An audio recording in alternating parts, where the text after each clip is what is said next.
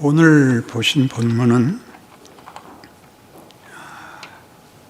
너희 구원을 두렵고 떨림으로 이루라 하는 명령문으로 되어 있습니다.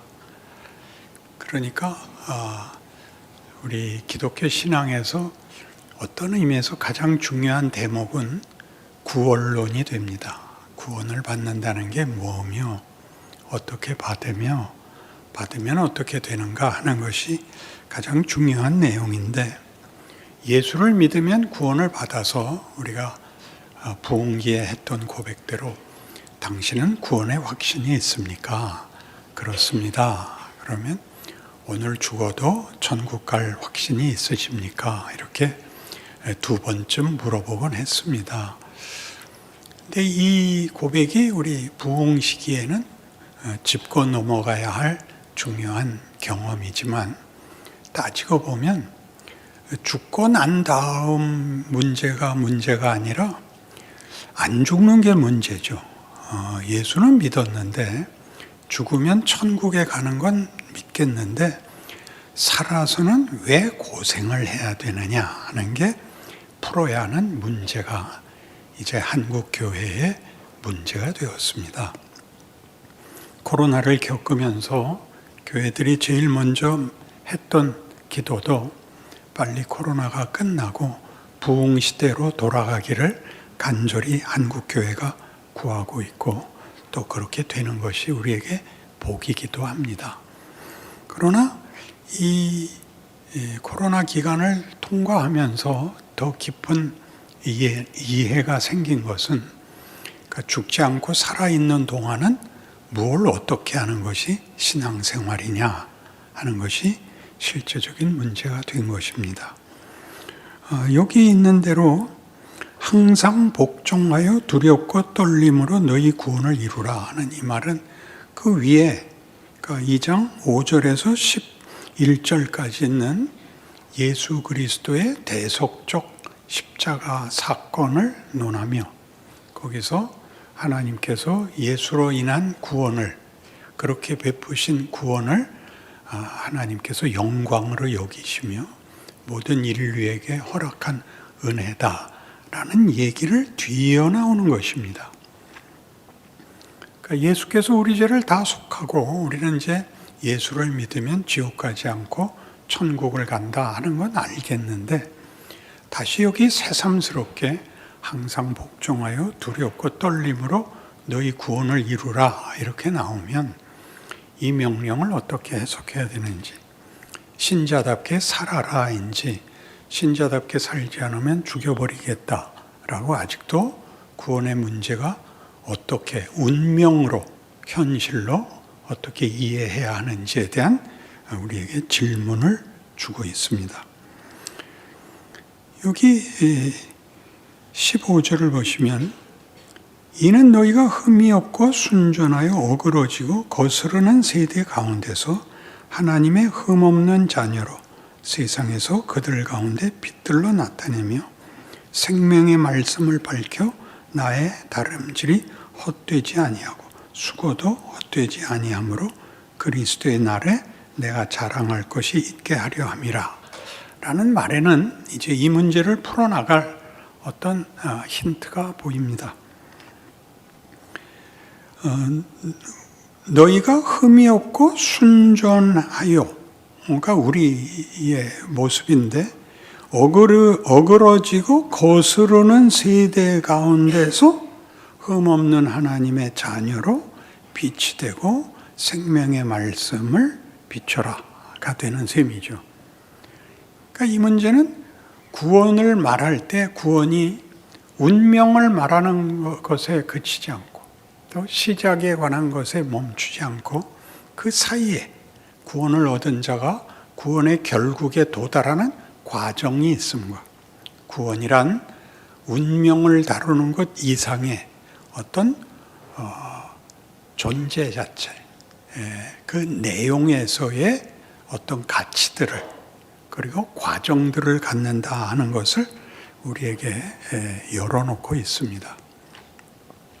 우리는 구원을 논할 때 제일 놀랐던 것이 예수님이 십자가를 지어 그의 피로 우리를 구원하셨다 하는 문제를 성경이 얘기하는 대로 더 풀어보기로 했었던 것이 우리 전의 설교들이었습니다. 예수께서 우리를 구원하기 위해서 십자가에서는 고통과 수치의 대표적 모습이고 돌아가셨다는 갈 때까지 갔다 인데 우리가 보통 예수를 믿어서 죄 짓지 않고 착하게 산다. 또 우리의 인생을 주를 위하여 헌신하여 전도하고 선교하고 착하게 살고 봉사하며 살겠다 정도로는 예수의 죽음이 너무 큰 것입니다. 값이 안 맞는 거죠.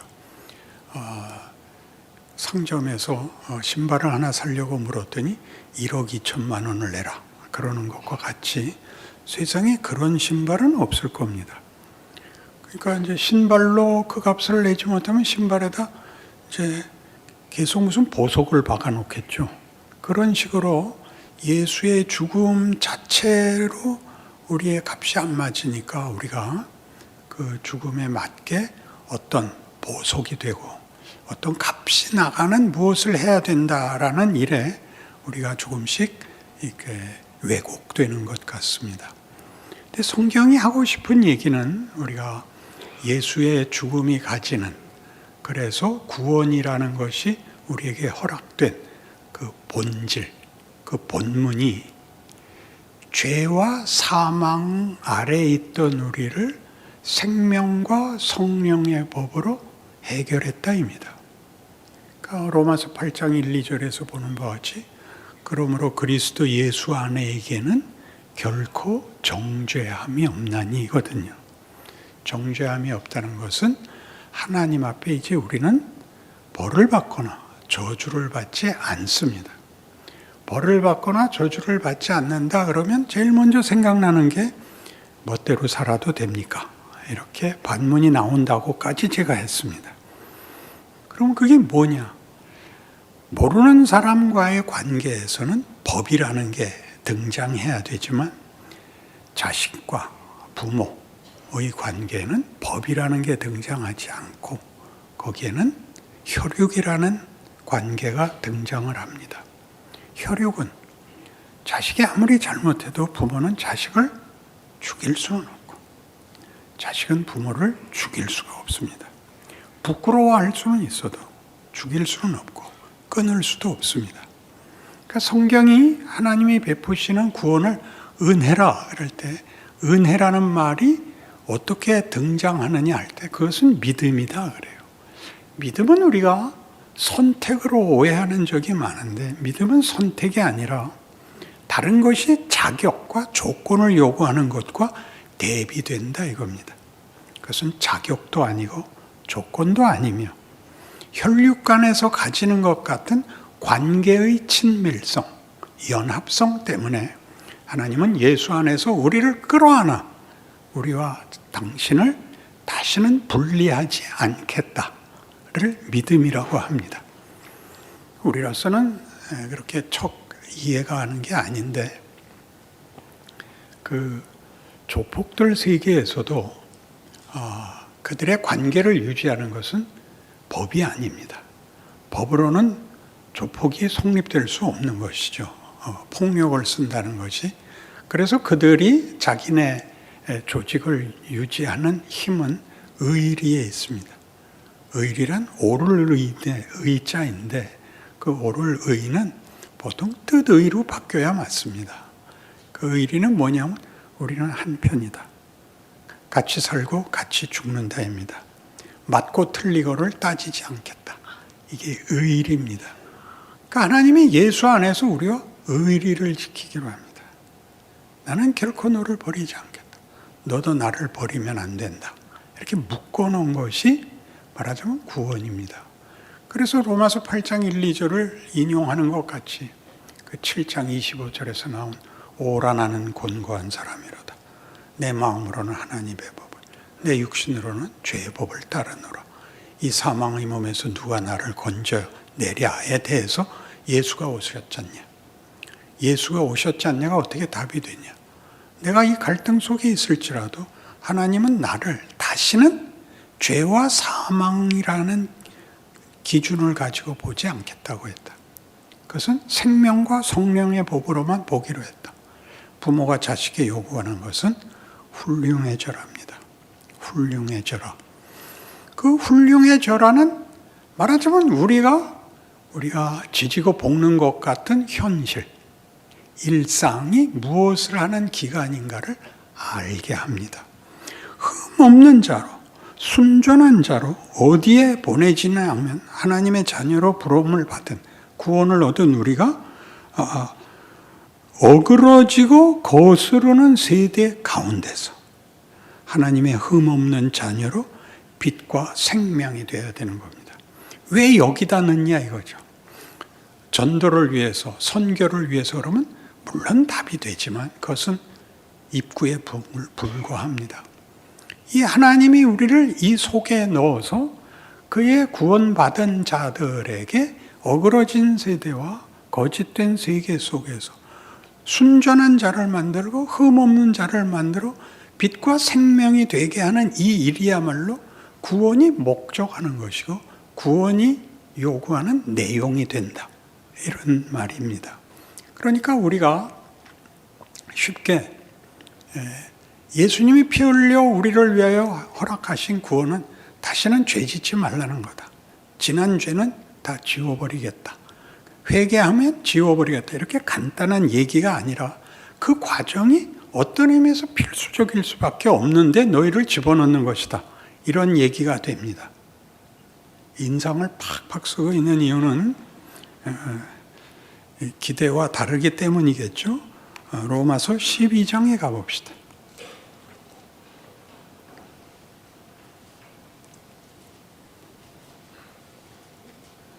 로마서 12장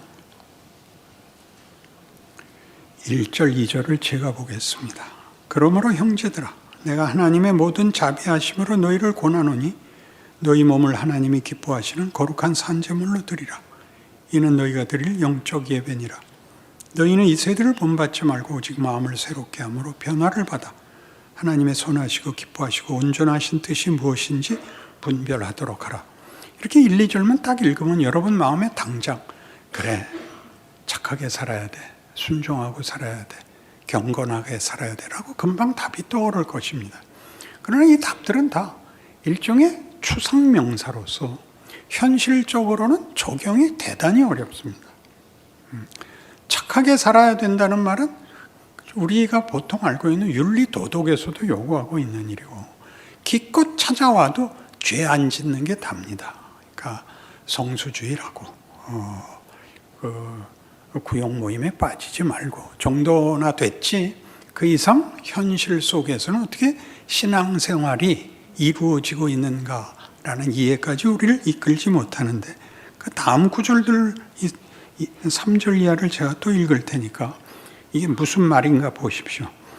내게 주신 은혜로 말미암아 너희 각 사람에게 말하노니 마땅히 생각할 그 이상의 생각을 품지 말고 오직 하나님께서 각 사람에게 나누어 주신 믿음의 분량대로 지혜롭게 생각하라. 우리가 한 몸에 많은 지체를 가졌으나 모든 지체가 같은 기능을 가진 것이 아니니 이와 같이 우리 많은 사람이 그리스도 안에서 한 몸이 되어 서로 지체가 되었느니라. 우리에게 주신 은혜대로 받은 은사가 각각 다르니 혹 예언이면 믿음의 분수대로, 혹 섬기는 일이면 섬기는 일로, 혹 가르치는 자면 가르치는 일로, 혹 위로하는 자면 위로하는 일로, 구제하는 자는 성실함으로, 다스리는 자는 부지런함으로, 긍휼을 베푸는 자는 즐거움으로 할 것이니라. 사랑에는 거짓이 없나니 악을 미워하고 선에 속하라. 형제를 사랑하여 서로 우애하고 존경하기를 서로 먼저 하며 부지런하여 게으르지 말고 열심을 품고 주를 섬기라. 소망 중에 즐거워하며 환난 중에 참으며 기도에 항상 힘쓰며 성도들의 쓸 것을 공급하며 손대접하기를 힘쓰라. 여기는 기독교인들이 지켜야 할 어떤 신앙적 윤리라고 얘기할 수 있는 것이 잔뜩 나열되어 있습니다. 근데 이 본문은 그런 얘기가 아닙니다. 그것을 읽으시고 여러분들이 그래 이렇게 하셨으면 아마 틀렸을 것입니다. 이 본문은 네가 할 수 있는 것을 해. 그런 뜻입니다. 세계적인 영웅이 되려고 하지 말고 기독교를 전 세계에 항복시키려고 하는 것, 그런 거 맡기지 않았어. 내 자리에서 내가 할 줄 아는 걸로 신자 노릇을 해. 그런 뜻입니다. 그런 얼굴들을 하시면 계속할 수가 없습니다. 안심이 돼야죠. 아이고, 내가 할 만큼만 하랜다, 살았다. 그런 얼굴이 되셔야 되는데 아무것도 안 하면서 큰 기대와 짐 속에 있는 것 때문에 그 가장 쉽게 할 수 있는 일들을 다 못하고 있다. 그런 뜻입니다. 선한 사마리아인 비유를 보면 그 비유는 왜 등장을 하느냐 하면 어떤 율법사가 예수를 찾아와서 이제 시험합니다. 이제 말꼬리를 잡을 셈이죠. 계명 중에서 제일 큰 게 무엇입니까? 그러자 예수님께서 첫째는 이와 같으니 네 마음을 다하고 뜻을 다하고 성품을 다하여 주 너의 하나님을 사랑하라 하셨으니 이것이 크고 첫째 되는 계명이요 하고서 둘째는 이와 같으니 네 이웃 사랑하기를 네 몸같이 할지니라 하였으니 이 두 계명이 온 율법과 선지자의 강령이니라 이렇게 됐습니다. 그러자 율법사가 말꼬리를 잡으려고 그러면 누가 이웃입니까? 어디까지가 이웃입니까? 어디까지 책임을 져야 됩니까? 그러자 선한 사마리아인 비유가 나왔죠. 어떤 사람이 예루살렘에서 여리고로 내려가다가 길에서 강도를 만나 모든 것을 뺏기고 또 맞아 거반 죽게 된 것을 내버리고 갔는데 제사장이 지나가다 보고 그냥 갔고 레위인이 가다 그냥 갔는데 사마리아인이 지나가다가 보고 그가 그를 데리고 여인숙에 찾아가 치료하고 거기 유숙해 하고 내가 돌아올 때 와서 세임을 할 테니 잘 돌봐주십시오 하고 갔다. 네가 보기에 이 강도 만난 사람에게 누가 이웃이었겠냐? 그러죠. 손을 자비를 베푼 자니이다. 그래라. 이렇게 된 겁니다. 사마리아인은 유대인들이 볼 때는 이제 잡종이 된, 그래서 사람 대접 못 받는 존재들입니다. 그들이 선을 베풀었는데 그 선을 베푼 것은 선을 베풀기 위하여 무엇을 하다가 만난 일, 즉 선행을 베풀기 위해서 찾아간 것이 아니라 자기 길을 가다가 이 강도 만난 자를 본 것입니다. 그러니까 그가 그를 급한 대로 응급처치를 해서 맡기고는 자기 용무를 보러 갔고 돌아오는 길에 다시 들르겠다고 합니다. 그러니까 그의 생활 범주를 벗어난 것을 요구하고 있지 않고 그가 할 수 있는 것 이상의, 그러니까 야경을 돌기로 했다든가 무슨 경찰력을 더 강화하기로 했다든가 이런 식의 일이 아니라 자기가 할 수 있는 일을 했다. 너희도 세상에서 그래라. 그렇게 얘기하는 겁니다. 그러니까 우리가 보냄을 받은 것은 우리가 땅끝까지 가자, 모든 족속에게 가자는 오늘날 그대로 현실이 됐습니다.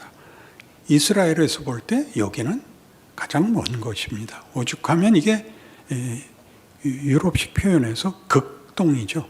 극동. 동쪽의 끝입니다. 여기까지 복음이 들어왔고 그런 의미에서 우리는 얼마 앞서지 않은 선조들, 130년쯤 전의 선조들이 전혀 모르던 동양권에선 알지 못했던 메시아 사상이라는 건 없었습니다. 도덕이 있을지언정. 그때부터 예수를 믿게 됐고 오늘 우리도 우리 세상 속에서 삶에 지치고 하나님 모르는 사회, 민족 역사, 불의, 정서 속에 보냄을 받고 있습니다. 그러니까 이 민족을 다 구원해야 된다는 것은 전도적 차원에서 분명한 책임이지만 우리가 그것에 전념할 수가 없습니다. 하나님이 우리를 일주일 내내 바쁘게 하십니다. 손이 2개 갖고는 모자라는, 머리가 1개 갖고는 모자라는 일을 살면서 여러분의 이웃이 어디 있는가 보십시오. 가족, 제일 많이 만나는 사람, 가족. 2부 때는 누가 여러분의 이웃이고 왼수입니까? 그러죠. 한 여자분이 이렇게 표시를 하셨습니다. 옆에 있었던 남자가 누군지 안 물어봐도 되겠죠. 왜 그게 왼수죠? 해결할 수 없는 일에 둘이 묶여 있어서 그렇습니다. 결혼에 대한 가장 큰 오해는 둘은 서로 사랑하는데 사랑을 하자고 부부가 되는 게 아니라 둘이 인생을 살아라입니다. 인생은 아무도 해결을 할 수가 없습니다. 짐을 나누어 줘야 하는데 꼭 생각해, 이 사람 때문에 이 일이 생긴 것 같은 겁니다. 이 시험을 넘어서셔야 됩니다. 이 사람 때문에 생긴 게 아니라 같은 일을 둘이 겪어야 한다는 것이 여러분들에게 위로가 돼야 되지, 이 사람이 알게 된 게 짐이 되면 안 됩니다. 이 사람까지 알게 되면 일어난 일도 힘든데 남자 입장에서 아내까지 근심에 쌓이게 할 수가 없어서 저 술하고 푸는 적이 많습니다. 제 얘기가 아니고요. 비유를 하면 비유를 알아먹나, 유머를 하면 유머를 알아먹나. 그러니까 우리 인생이 이렇게 모든 문제가 이렇게 명분으로 잘려 있는 바람에 하나님이 어떤 분이며 우리 인생을 어떻게 인도하고 무엇을 어떤 식으로 만드느냐에 이런 말하자면 스토리 같은 게 없습니다. 그래서 그를 본문을 이해할 만한 논리적 또는 현실적 이해는 없고 저 정답과 해결이라는 것에 묶이는 바람에 늘 불만이죠. 나는 진심이 있습니다. 왜 하나님은 답하지 않습니까? 이게 최고의 시험입니다. 네가 지금 겪고 있는 일이 하나님이 하는 일이야. 이 고생이요? 그래. 너 이 고생 없었으면 너 사람 안 됐어. 정말요? 우리 한번 배너 얘기 한번 더 해봅시다. 배너 얘기 하도 해서 이제 다 한 것 같죠? 메살라가 없었으면, 그리고 배너와 메살라 간에 서로 불구대천의 원수가 되지 않았으면 이 결론, 그 사람의 이 말이 내 가슴에 있던 칼을 내려놓게 했어. 뭐였죠? 아버지여 저들을 사하소서였습니다. 메살라를 죽인 복수로는 칼이 안 내려가더라고요. 메살라가 없었으면 이 우리의 마음에 혹은 진심에 우리가 아는 평안과 행복의 극치는 고민이 없는 게 전부였을 것입니다. 그러나 그 영화가 하고 싶었던 얘기는 인간이란 어디까지 와야 되는가? 용서하는 데까지 와야 된다는 얘기였습니다. 그런데 용서는 쉽지 않습니다. 용서라는 것은 내가 먼저 나라는 존재와 정체성과 가치와 운명을 알아야만 할 수 있는 고급한 경지의 것입니다. 다음에 누구 하나 데리고라도 오세요.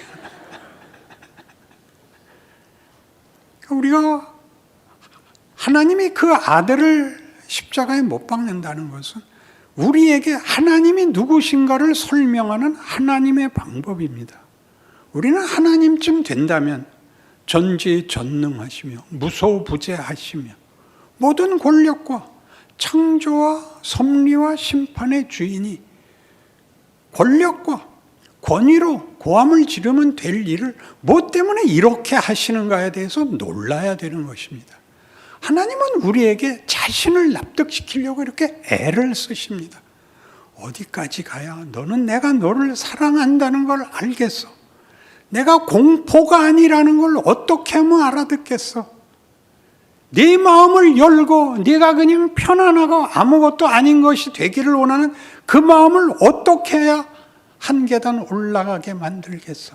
그렇게 부르짖는 하나님의 애통입니다. 우린 거기에 답을 해야 되는 것입니다. 내가 너희를 사랑한 것 같이인 것입니다. 우리가 누구를 사랑한다는 건 그렇게 간단한 문제가 아닙니다.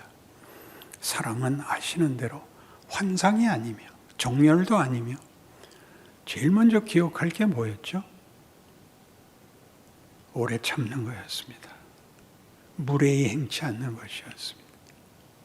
그것은 다 내가 하나님 앞에서 어떤 대접을 받고 있고 어떤 존재냐를 이해하고 나면, 나라는 존재에 대한 하나님의 약속의 위대함과 영광을 알면, 그 다음에 우리는 누구를 잡아서 자기를 만족시키는 방법이 치사해집니다. 나쁜 놈이라고 지적을 함으로써, 저놈이 나쁜 놈이야 라고 얘기를 함으로써 나를 증명하는 방법을 우리는 보통 도덕에서 씁니다. 왜 도덕에서 이 방법을 쓰냐 하면, 도덕은 아무리 잘해도 남을 도와줄 수는 없습니다. 지가 잘못은 안 할 수 있지만 남을 도울 수가 없습니다. 겁을 줄 뿐이죠. 그래서 잘한 사람들은 늘 누구를 손가락질함으로써, 쟤는 눈 떴대요. 그 앞에 얘기는 안 해도 아시죠. 쟤는 눈 떴대요가 유일한 자기 확인입니다. 나는 안 떴다는 얘기인데, 그래서 선생님이 묻죠. 언제 봤냐? 그러니까 우리는 그렇게밖에 자기를 증명할 수 없는 가난하고 미천하고 불쌍한 차원에서 구원을 받는 겁니다. 하나님이 우리를 만들 때 당신의 형상으로 만든 것 같이 우리라는 존재, 정체, 실력과 지위와 신분에 대해서 하나님이 계속 우리에게 이 일을 맡김으로, 우리가 세상에서 보는 하나님 모르는 자들이 할 수 있는 건 폭력밖에 없더라. 그들은 외면밖에 없더라. 그들은 이기적일 수밖에 없더라 해서 나는 받은 구원이 이 차원을 벗어나 있다는 걸 비로소 알게 되는 것입니다. 그 사람들 다 구원해내라고까지 얘기 안 합니다. 이 로마서 12장 우리 지금 앞에 네가 할 수 있는 것 해라 한 다음에 뭐가 나오냐면 14절부터 너희를 박해하는 자를 축복하라. 축복하고 저주하지 말라가 나옵니다. 이거 예전에 인용했었습니다. 악을 소탕함으로 선의 나라를 만들려 하지 마라. 악인이 악한 역할을 하는 것이 너는 선한 역할을 해라. 끝이 뭐였죠? 이 교훈의 끝절이 악에게 지지 말고 선으로 악을 이기라는데, 악을 회개시켜라가 아니었습니다. 악이 악한 짓 하는 것 같이 너는 네 역할을 잊지 마라, 이렇게 말하는 것이었습니다. 이해가 된다. 안 돼도 되는 척해라. 그게 시작이다. 드디어 오늘은 기억할 만한 날입니다. 신자로 산다는 것이 무엇인지를 알아야 되는 것입니다. 내가 만나는 모든 사람들이 우리 거리에서 얼마든지 보죠. 인상을 쓰고 있죠. 왜 인상을 쓰고 있는데요? 겁이 나서. 건들지 마. 날 건들면 내가 보복할 거야. 라는 세상 질서 속에서 소망이 없고 대안이 없는 곳에서 우리만 다른 겁니다. 우리가 눈을 빼서 주려는 거 아닙니다. 우리는 폭력과 공포에 대한 그 긴장이 없어야 됩니다. 우리에게서 빛과 생명이 나간다는 건 그런 뜻입니다. 우리가 누구를 도와야 되고 선행을 얼만큼 해야 되고 하는 일로 부르는 게 아니라 존재에서 달라라. 그리고 너랑 매일 부딪히는 사람들 앞에 너는 다른 존재가 되라. 공감하고 위로하고 함께 울고 함께 웃어라. 이렇게 된 거죠. 정답 얘기하지 마세요. 너 예수 안 믿어서 그렇게 된 거야. 이 말 절대 하지 마십시오. 우리 목사님 만나러 한번 가보자. 그렇게 얘기하셨어요. 너희 목사님 뭐가 다르냐? 우리 목사님은 달라. 그 다음 말은 하려니까 쉽지 않네요. 그래서 로마서 8장으로 가면 제가 필요해서 여기 앞에 올렸으니까 함께 로마서 8장입니다.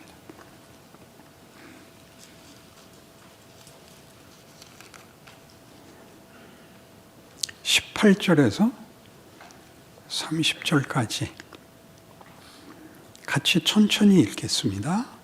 생각하건대 현재 고난은 장차 우리에게 나타날 영광과 비교할 수 없도다. 피조물이 고대하는 바는 하나님의 아들들이 나타나는 것이니 피조물이 허무한 데 굴복하는 것은 자기 뜻이 아니요 오직 굴복하게 하시는 이로 말미암음이라. 그 바라는 것은 피조물도 썩어짐의 종노릇한 데서 해방되어 하나님의 자녀들의 영광의 자유에 이르는 것이니라. 피조물이 다 이제까지 함께 탄식하며 함께 고통을 겪고 있는 것을 우리가 아느니라. 그뿐 아니라 또한 우리 곧 성령의 처음 익은 열매를 받은 우리까지도 속으로 탄식하여 양자될 것 곧 우리 몸의 속량을 기다리느니라. 우리가 소망으로 구원을 얻었음에 보이는 소망이 소망이 아니니 보는 것을 누가 바라리요. 만일 우리가 보지 못하는 것을 바라면 참음으로 기다릴지니라. 놀랍죠? 세상은 우리가 만만하게 살 수 없다는 건 현실로 누구나 겪고 있습니다. 그래서 얕보이면 안 됩니다. 그게 얼마나 비극이요, 비참한 일인가를 우리 비로소 알게 됩니다. 아무도 믿을 수 없고 아무도 함께 할 수가 없습니다. 자기 일에 지치고 자기 고통에 빠져서 남에게 선심을 쓸 수가 없습니다. 그 속에서 살면서 하나님이 없으면 뭐가 되는지를 보는 겁니다. 생명에서 끊어져 있으면 그의 시간을 아무런 창조, 명예, 위대함으로 갈 수가 없습니다. 그저 망하는 길을 걸을 수밖에 없는 걸 보는 것입니다. 그들은 어떻게 되는 겁니까는? 우리는 지금 우리 살기 바쁩니다. 신앙생활을 한다는 것은 저들이 사는 것과 다른 것이다 를 우리가 해야 그들이 비로소 빛을 보고 생명을 볼 수 있게 되는 일을 만든다는 것까지만 하는 겁니다. 크게 소리치고 크게 약속하고 이런 거 다 필요 없습니다. 여러분이 하루라는 일상 속에서 그리는 동선 속에서 만나는 모든 사람 앞에 여러분이 모르는 하나님의 결과물들이 일어난다고 얘기하고 있습니다. 그러니 그 고난을 여러분이 볼 때는 믿는다는 말조차 할 수 없고 편안한 얼굴을 할 수 없는 공포의 세계를 여러분이 사는 것이 고통이죠. 그리고 자기도 또 잘 안 되죠. 그러나 거기서 크죠. 그들은 잘못한 게 잘못한 것으로 끝이지만 우리는 잘못한 것이 우리를 만듭니다. 후회하게 합니다. 회개해서 지우는 것이 문제가 아닙니다. 이를 갈고 다음에는 이것보단 낫게 할 거야 라고 우리를 성령이 밀어 올리십니다.